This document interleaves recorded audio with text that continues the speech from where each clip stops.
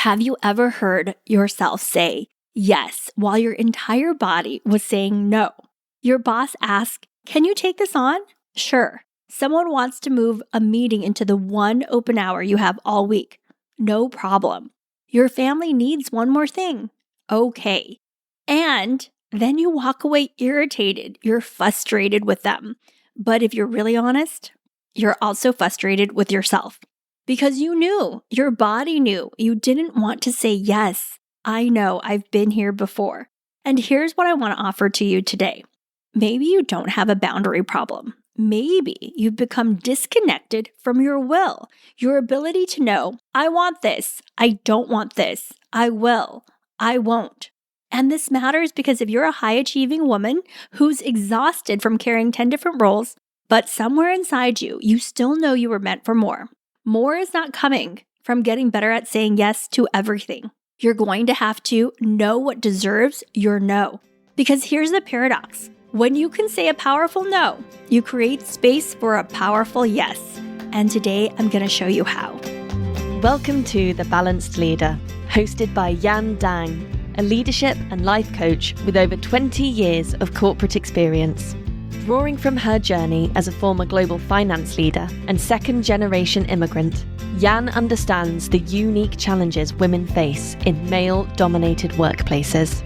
Each episode offers insights on balancing masculine and feminine energies, mastering soft skills, and building emotional intelligence. Join us to transform frustration into empowerment and unlock your authentic leadership potential. Hey, podcast listeners, welcome to The Balanced Leader. It's great to be here with all of you. I have such an exciting episode. We are going to dive into advanced assertive communication. It has been what I've been training and teaching my women in the command cohort, my 6-month leadership accelerator. And I just had to share it with all of you because I believe that this is one of the most powerful episodes that you may ever hear. And I know a lot of people are searching. I just saw it recently. Somebody found me using AI because they were looking for assertive communication. And so I know a lot of you are out there and you want to know, how can I communicate more powerfully? How can I show up with more conviction? How can I be heard in rooms full of men? This episode is for you. All right, and we're going to start somewhere very, very young that you might find surprising. We are going to start off with being 2 years old. When you were 2 years old, you had incredible will. It's funny because when I think about this, I don't remember myself having incredible will. I think it was just socialized out of me, maybe even before I was 2, but we don't usually remember our memories until we're about 4 years old. So anyway, if you've ever been around a 2-year-old, you know something fascinating. 2-year-olds are really good at assertiveness training, persistence training. They are very good at telling you, no. This is me and my 2-year-old. Put on your shoes. No. Come here. No. Give that to mommy. Mine. This is literally her. This is my little daughter. We call it the terrible twos. But something really important is happening developmentally at this stage with my daughter and with each and every one of us. The child is discovering, I am separate from you. I have preferences. I have desires. I have a voice. I have a will. I want, I don't want, yes, no, I will, I won't. So here's the question. What happens between 2 and 42? How does this little girl who can scream no with her entire body become the accomplished woman who spends 20 minutes writing an email explaining why she can't attend a meeting? She learned it. She learned what made people happy. She learned what earned approval. She learned what belonging sometimes requires. This is me too. Listen, I was really far away from this. I was super angry in my corporate career. If you've listened to my TEDx talk, I talk extensively about, performing the good girl, performing the great executive. But on the inside, I didn't have this connection to my will. So what happens to us? Let's dive into that next. We socialize girls away from their will. Think about some of the message many girls receive. Be nice, share, don't be bossy, don't be difficult, don't make a scene, don't get so emotional. Meanwhile, many boys have very different opportunities to practice physical assertion, rough and tumble play, wrestling, competing, standing your ground, being tough. Get back out there. Of course, not every boy or girl grows up this way, but this is a generalized pattern, and the pattern matters because then we put the little girls into the corporate world 20 years later and suddenly say, be assertive, speak up, show up with executive presence and gravitas, negotiate, hold your ground. Well, wait a minute. We've spent decades rewarding her for being agreeable, and now we're surprised when assertion doesn't feel natural in her body. I want you to hear this because this was my journey, and this is the journey of so many women that are told to be more assertive and to show up more powerfully and to be able to, put their stake in the ground and really argue and challenge. And this is a socialization and this is a conditioning, and there needs to be a calibration and new rules. That's why I don't think another communication script is enough, right? I think sometimes women come to me and they're literally like, what do I say? And I'm like, we're not focusing on what you're going to say. We're going to focus on who you need to be and what connection you need to be with your body to enable you to speak up assertively, right? We need embodied conviction. And so I'm going to dive into what is embodied conviction, because you're like, I don't understand what this is. So embodied conviction is when your words aren't just coming out of your mouth. You believe them. Your body, your voice, your emotion, your decision lines up. Think about the difference between, no, I don't really think I can do that, and no, that doesn't work for me. It's a hard no for me. Same person, same words, completely different energy. And here's the important part. Conviction doesn't necessarily mean louder. In fact, I had a CEO who he would share with me, when I start getting quiet, somebody's going to get fired. Like he was sharing, like that's his level of conviction when things are serious. So it doesn't always mean being louder. In fact, sometimes, like I said, it's when you become more certain, the quieter you get. You don't need to convince. Sometimes people even feel more calm in their bodies because they're so convicted. You don't need 12 reasons. You don't need the other person to agree. You believe yourself, and that requires muscle memory. Because I don't want the first time you practice holding your ground to be when your compensation, career, relationship, reputation, or well-being is on the line. And I think this is such an important distinction because I think a lot of times women are wondering, like, why can't I just say the thing? Why is this so hard? Why am I hesitating? Well, this is it. You're not practiced in embodied conviction. The more practiced you are in embodied conviction, especially when the stakes are high, the better you're going to be able to interrupt the conversation, the better able you're going to be to speak up and disagree with people at the table. This is about you and your will and your ability to connect to that will in a convicted way where you can speak with this grounded command energy. So this is actually the experience and experiment that I had with the women in command this week. So in order to have more practice with this embodied conviction, I actually created in my command container this week a way to practice saying your no and to practice your willpower.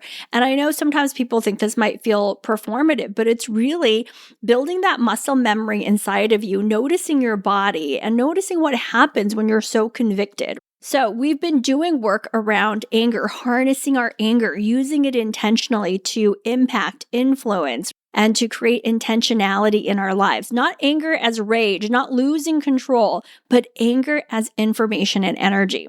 And I wanted them to stop thinking about it, right, cognitively in their brains and experiencing it in their body. So in this session, I gave them some context. I shared with them a list of items that somebody was pushing against this person to feel an authority outside of them, pushing them to do something they really didn't want to. So I asked for a volunteer and I stood across from her and I told her, I'm going to represent the authority outside of you, the system, right? The system that wasn't created for you, the unrelenting expectations of other people, the person telling you that you don't get to choose. And I'm going to say 3 words. Yes, you will. And this woman's going to respond, no, I won't. So we started. Yes, you will. No, I won't. Yes, you will. No, I won't. Yes, you will. No, I won't. And we kept going, and it started getting more and more intense. And I understand where people are like, this feels so performative, but I want people to take this seriously because there's the muscle memory. That's understanding. It's just like when I was embodying my TEDx presentation, yeah, I practiced it. It was a performance. But the more I practiced it, when I actually got on stage to say it, I embodied those words. They felt very natural to me. There was muscle memory built into them. It wasn't like a performance. It was just something that was flowing out of me because I cared so deeply about the talk.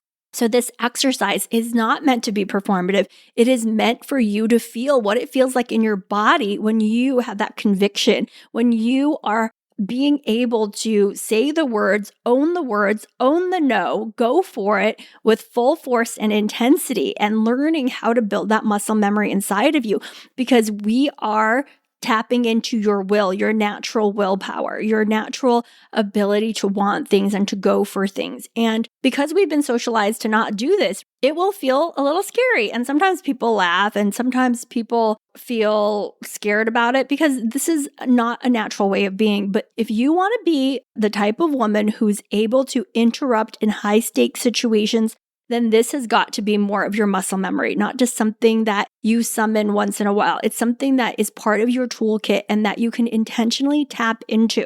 So when I was saying this back and forth, what we noticed in the person I was coaching, her body changed, her voice changed, her energy changed, and I stopped. Suddenly, I believed her. Basically, the assignment is I keep going until I actually believe her, until I start noticing in her body, in her conviction, in her tone, right? Again, it doesn't need to be louder. It's just more leaning in with this conviction. So when I believe her, I stop. And that's the embodied conviction, right? That's the embodiment that I really want people to connect to. Again, sometimes people will notice, they'll say part of this felt performative. And that's important because it can feel performative at first. You're saying words your body may not be accustomed to saying with conviction. The goal isn't to manufacture anger. The goal isn't to scream louder. The point is to stay with yourself, to stay with the discomfort, to stay connected to your feet, to stay connected to your body.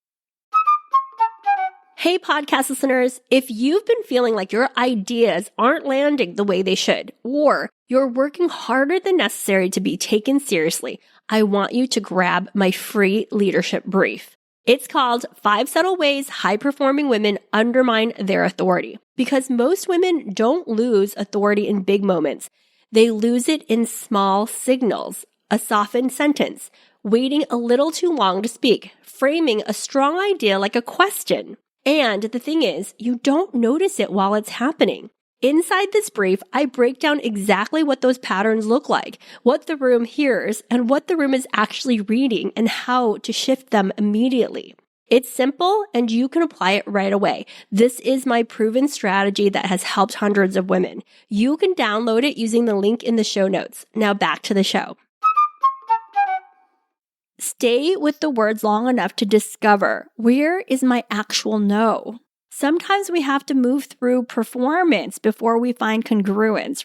Just like when I did my TEDx talk, I had to remember the words. And then as I remembered the words, I embodied it. And that's why this is a practice. We're building muscle memory. And I want you to be able to build that muscle memory so you can intentionally use your will to move things forward. And here's why it matters. This is where anger comes back into the conversation. Because women have been given so many messages about anger and assertiveness. Don't be the angry woman. Don't be emotional. Don't be aggressive. Don't be crazy. So we suppress it. We suppress this valuable connection to our anger, to our will. But anger carries something incredibly valuable: energy and motivation. Anger can tell you something matters, something isn't okay here, something needs protecting, something needs changing.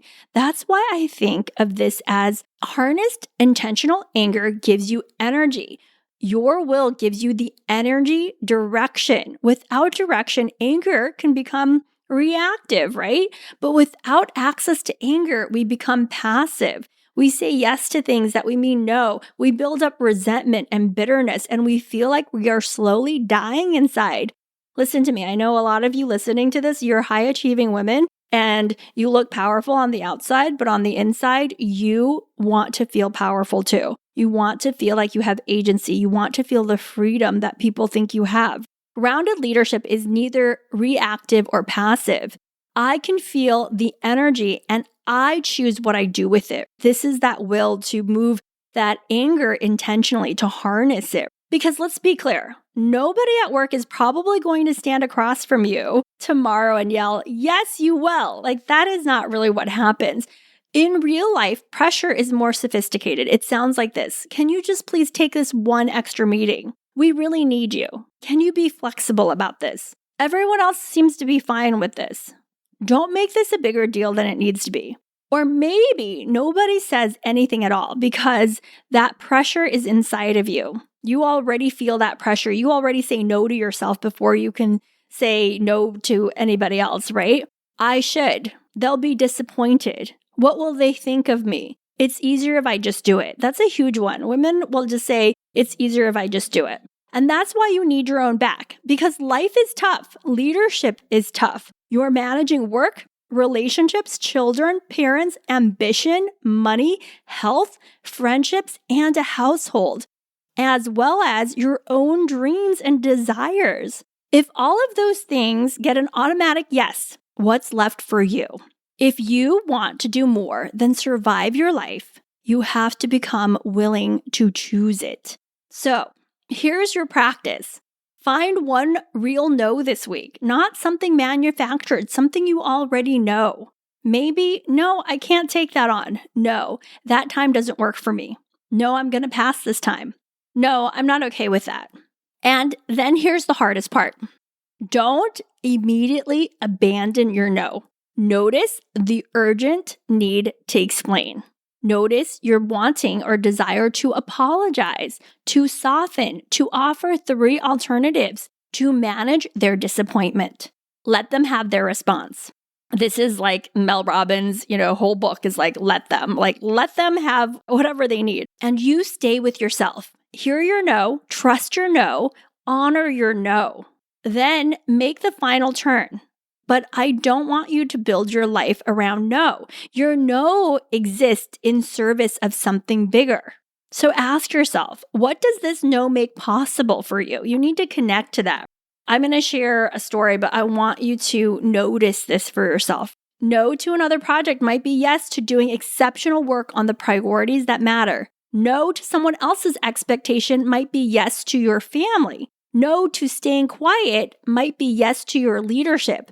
No to being chronically available might be yes to your energy. No to settling might be yes to your ambition. No to the life you're supposed to want might be yes to the life you actually desire. You were born with a will. You have desires. You have preferences. You have a no. You have a yes. And if you are a high-achieving woman who's exhausted but still has that voice inside saying, there must be more for me, listen to her. You don't need to work harder to hear her. You may need to stop overriding her. Connect to your will. Connect to your desire. Connect to your no. Because when you can say a powerful no, you create space for a powerful yes. And this is how you stop merely surviving life and start choosing it and authoring it for yourself. All right, if this episode is hitting you and you are wanting to go out in the world and do things about it, go do it and tell me about it. I want to hear from you on LinkedIn or from the reviews in the podcast. I read them all. I would love to connect with you personally. So go and do that. And if you know somebody in your life who could use this episode, go share it with them. Please share it with whoever in your life needs to own and honor their no and to speak up assertively about the things that they care most about. This is not easy. We have years and years and years of conditioning to not own and honor our no and to not fight for it. But this is a new beginning. You can connect to your will again. You can connect to what matters to you. And I want to share, this is just a last story about it, but I wanted to share this because I think sometimes people hear it and they're like, that is such a bold, move. And I don't think I could do it. But the reality is when I started doing this work, practicing my will, practicing my no, learning how to speak more assertively, owning what really mattered to me, getting super clear, discerning all of this stuff, I had a situation with my boss. He told me to go to London and do a workshop and fix the situation because I was really upset with my peers who were, I was in charge of the finances and I was in charge of being the advisor to my CEO and to my businesses. But accounting was done by transaction services. It was a shared group. So my peer owned accounting for the whole organization and I wasn't getting what I need. And I was very upset and frustrated because my numbers were not accurate. We couldn't make decisions on them. And I felt stuck and I needed help. So my boss says, go over there and do a workshop. He actually said, be very American, be very direct, fix it. So I create this whole agenda and I CC him on the email. I have my peers on it. I say, hey, I'm going to come. I'm going to do this. Immediately after I send that email, he writes another email. He did not like that my training was 2 days long. He wanted it to be 1 day long and he didn't want certain things to be on it. And so immediately when I read his email after I sent mine, I was angry. I was very frustrated and I got on the phone with him and I shared with him very calm and grounded and said, I don't think you meant to do this, but your email is undermining my leadership. I am here leading people who are my peers who don't actually have to listen to me. And I'm leading them into an uncomfortable conversation about what I need and what I'm not happy with. And here you are telling them not to listen to me and doing it your way. And I was very calm and I used my will and I used my assertion to be able to have that conversation. And he, of course, said, I did not intend to do that. And I said, yes, I know you did not intend to do that. That's why I'm on the phone with you. And so it wasn't all rosy days, but it was important for me to assert and share my will. I want this to move forward. This thing you did was not helpful in moving it forward. So I'm going to name it and I'm not going to apologize for it. This is important work, right? But you can't speak with that embodied conviction or assertiveness unless you feel it deeply inside your bones, unless you feel that level of certainty where you are showing up powerfully to have these types of conversations. So that is my vision for you. If you are inspired by that story, I want you to create it for yourself, not just sit with the inspiration. I want you going after that level of connectedness to yourself, that level of conviction, because you've got it in you. I believe in you. I know you can do it, and I'm here for you. All right. Have a beautiful week. Take this episode and go use it. All right. Bye. Thank you for being a part of the Balanced Leader community. We hope you found today's episode inspiring and actionable. For more resources and to connect with Jan, visit us at aspire-coaching.co. Until next time, keep leading with confidence and purpose.